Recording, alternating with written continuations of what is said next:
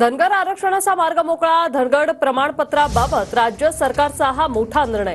राज्यातील धनगर असा उल्लेख असलेली 6 प्रमाणपत्र रद्द। भाजप नेते गोपीचंद पडळकरांनी ही माहिती दिली आहे।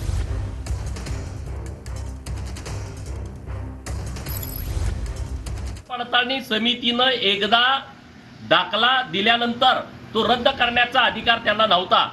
माननीय राज्याचे मुख्यमंत्री एकनाथ शिंदे साहेब, राज्याचे लोकप्रिय उपमुख्यमंत्री देवेंद्र फडणवीस साहेब यांनी निर्णय केला आणि जात पडताळणी समितीला आदेशित केलं की या जे खोटे दाखले दिलेले आहेत त्याच्यावरती तुम्ही तात्काळ निर्णय घ्या, ते बोगस आहेत।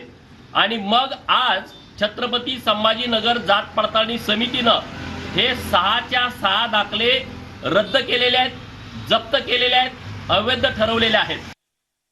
मी उद्यापासूनच आत्तापासूनच माझी तरी विनंती ना आग्रह आहे का जर समजा ते बोगस आहेत किंवा ते चुकीचे आहेत धनगड, पण खिलारी कुटुंबाबरोबर 294 बोगस म्हणजे धनगड नावाचे ओरिजिनल सर्टिफिकेट आहेत का जे व्हॅलिड होण्यासाठीचा प्रयत्न करतात, तेही रद्द करा।